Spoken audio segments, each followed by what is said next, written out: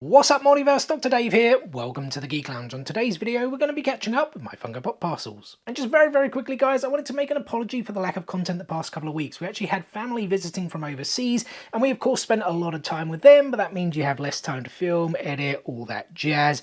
But we are now back with regular scheduled programming here on the Geek Lounge, as well as on the Mudhorn Cantina, our dedicated Star Wars channel. If you're a bigger fan of Star Wars as we are, make sure you go and check it out. Alright, let's waste no further time and get into things then, guys, but this very first pop I won't be unboxing. I will show you what it is though.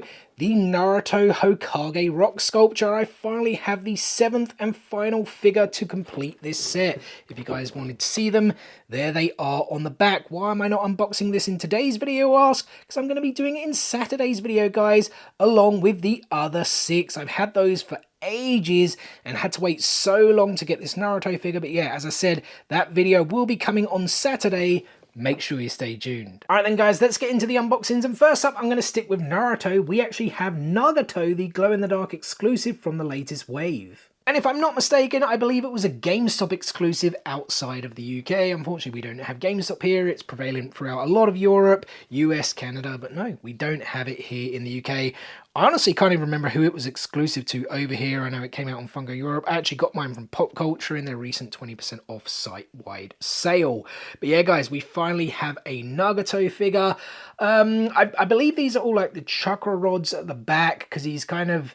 It's kind of like a weird machine when you first meet him, but if I'm not mistaken, well, I say when you first meet him, because we first kind of see him as a kid, I guess, right? At least, if memory serves me right. It's been a long time since I watched Naruto Shippuden, but I don't believe he actually wore the outfit when we saw him in this kind of machine with the chakra rods. He's, of course, controlling the 6 paths of pain, but I could be mistaken again. It's been such a long time since I actually watched the series.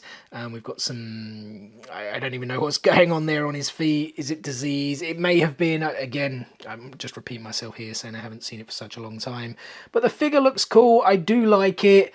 It does glow in the dark. I like, from feeling the figure, the only texture, because of course the glow paint has a texture to it, seems to be the Rinnegan eye. Let's give it a quick check. Here we go then, 3, 2, 1, boom. Yeah, as expected, just the Rinnegan eye that glows, but there is a pretty decent glow to it.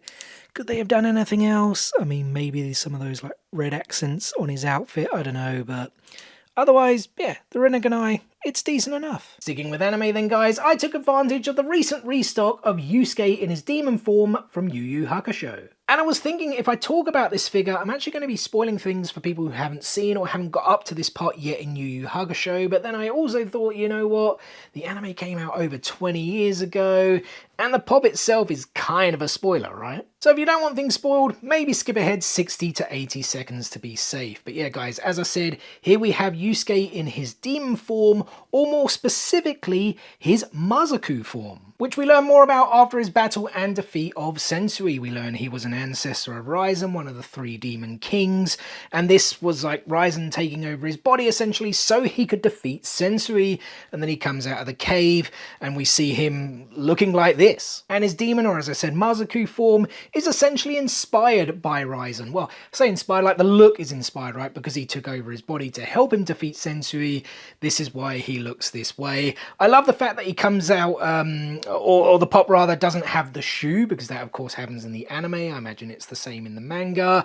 It's like he's about to deliver the spirit gun, maybe that final death blow essentially to Sensui. I did say there were going to be spoilers in this one, guys, but yeah, I think it's a really cool looking pop.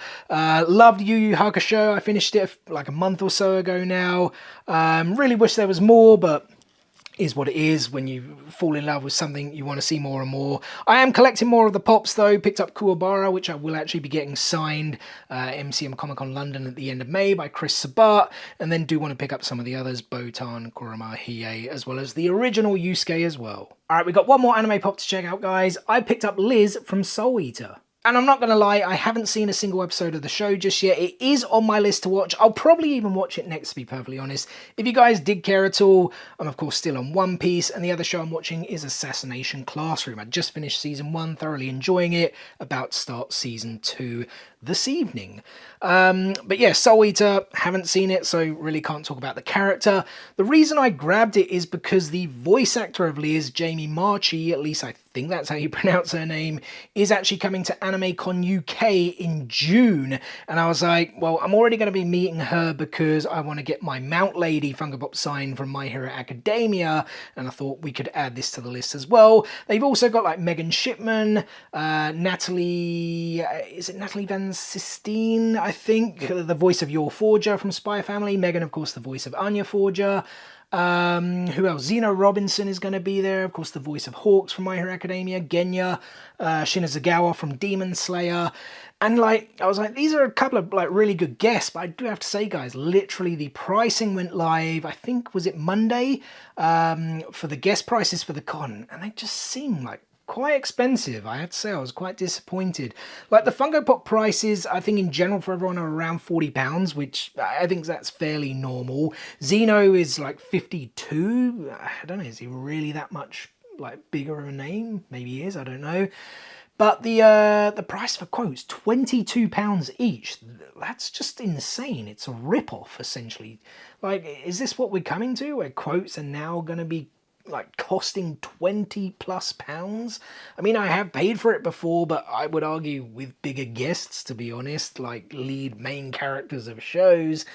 And that's where I'm looking at. Like Zeno Robinson, you're going to be paying close to £75 to get a Hawks Funko Pop signed and with a quote. So it's a bit steep, man. I really wish quotes were only kind of more like £10, to be honest, but we'll see. I'm now like, do I go to this con? Do I not? Because I haven't bought my ticket yet, and I'm going to be spending a fortune at the end of May at MCM Comic Con because a whole bunch of voice actors are coming to that one.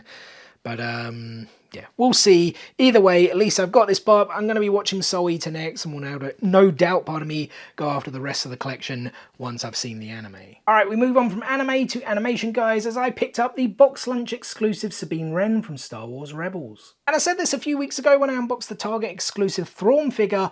I'm really happy that we're getting more Rebels figures made, because the older ones, some of them are now quite expensive. Like that OG Thrawn release is still over £200 here in the UK. I know Kanan is roughly around £80 to £90. Chopper's gone up a little bit. Ezra's not too easy to get hold of either. So really happy, as I said, that they are making more. I don't believe the two Sabine releases were terribly expensive, but certainly like double or triple what they were when they were first released for retail. So it does make me happy that I can get some new updated figures for retail price. And as I said, this is the box lunch exclusive of Sabine, where she is spray painting. We get that nice kind of orangey paint effect going on there with her. I'm trying to think which outfit this was, because she like changed her outfit, she changed her hairstyle quite a bit, didn't she, throughout each like different season of Rebels. So I'm not too sure which season it's from, but it still looks really cool. You know, I enjoy it a lot. I have got the Ezra one on the way as well. Was that a Toy Stop exclusive maybe? I think there was a piece count, at least on the like the American version, although piece counts as of late have been a bit controversial with Funko releases. But yeah, just really repeating myself again, guys. Happy we're getting more Rebels Pops.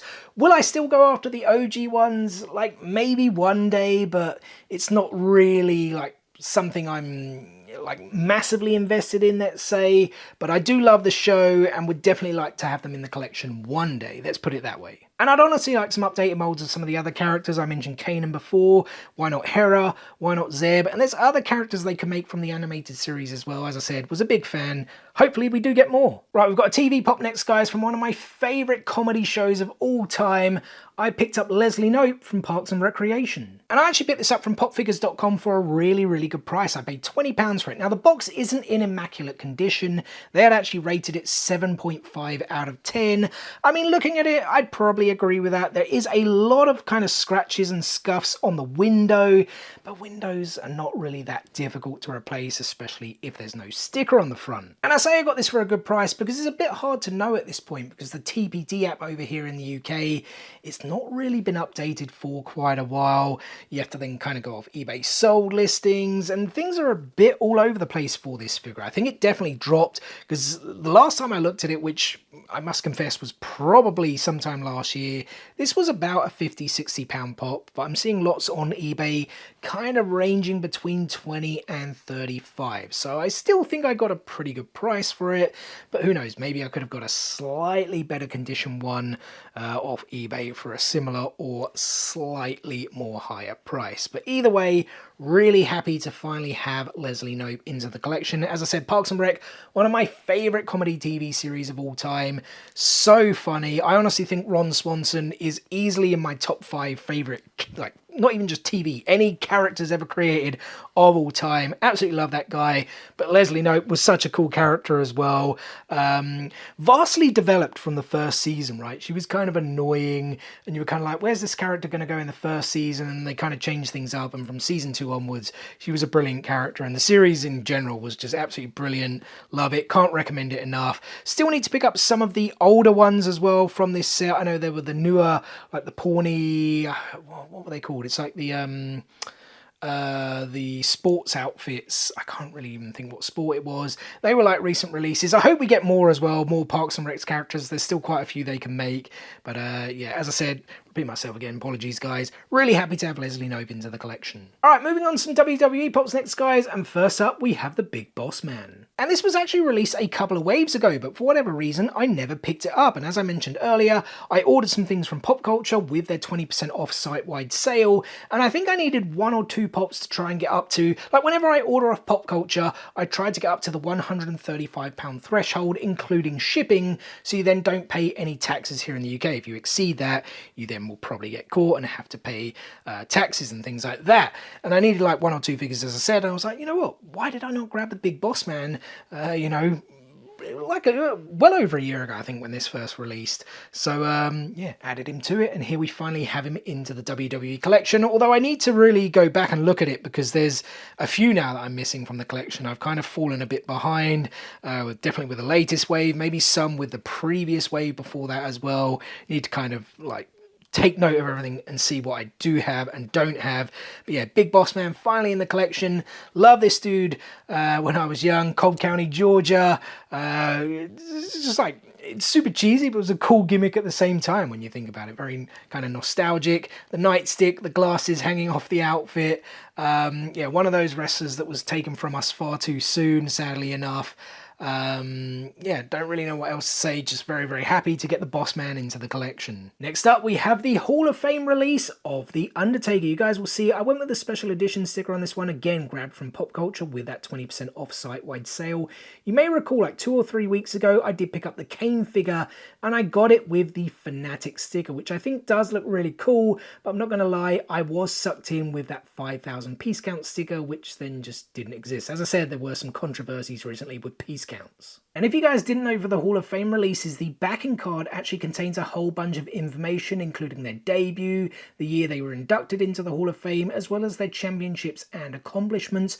Oddly enough, with The Undertaker, though, it is missing his WrestleMania streak. And they do also come with this golden idol statue type thing as well. Here is the figure then, guys, and although the outfit is quite similar to the OG release, the pop is actually quite different, including the eyes. They're actually black on the OG figure, white here on this one, with that eyeshadow at the bottom as well, which I think is a really, really nice touch.